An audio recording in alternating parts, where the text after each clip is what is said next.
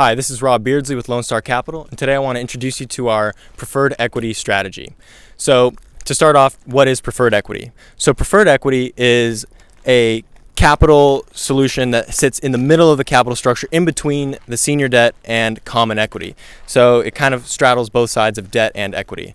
What that means is it has characteristics of debt, like often a fixed rate of return, and it sits in a senior position in the capital structure, only subordinate to the senior lender.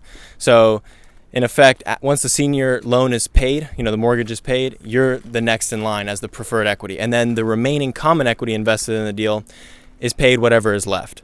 And what's the equity-like components of preferred equity is that you are making an investment into the equity position of the deal. So for tax purposes, you often can get your preferred equity investment to be treated as equity. So you get depreciation and other tax benefits associated with real estate investments.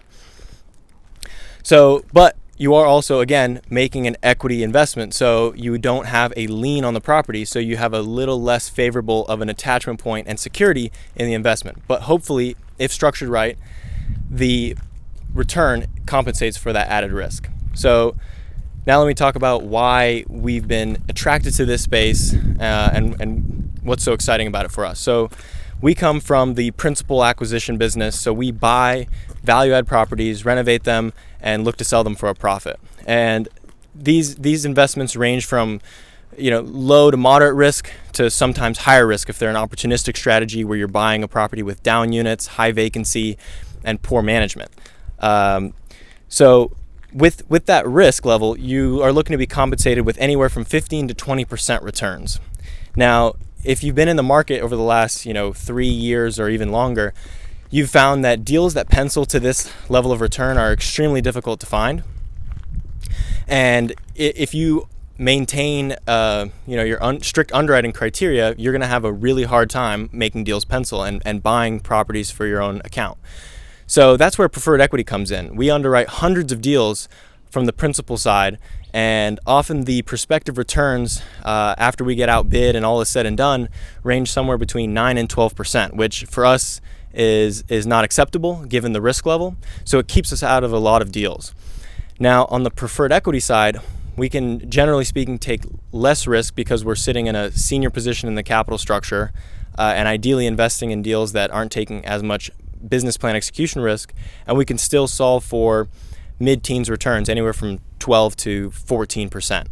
So to us, that looks really attractive when you look at it from an equity down perspective, meaning we're normally used to buying deals and getting equity returns of 15%. Well, now we can take debt-like risk and get equity-like returns of, let's say, 12%. So we're accepting a little less upside potential for a lot more downside security. And so that's really the focus. We think now's a great time. It's always a great time to be focused on the downside, but now, especially in this uncertain time, to be focused on the downside and really being willing to give up the upside and partner with a sponsor that still believes in the upside and is willing to take the upside risk while giving you the equity cushion benefit. And what that means is you're going to be investing in a deal where the common equity or the sponsor's equity sits subordinate to yours. So if you're going to, let's say, put up to 85% of the project's costs, the sponsor or the common equity will put up the topmost 15%, and that'll be first at risk. So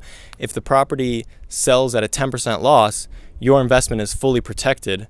Meanwhile, the sponsor is going to endure some permanent loss of capital there. So that's just one reason why there is protection there and in the downside because of the equity cushion. Another protection comes from your control rights and your remedies.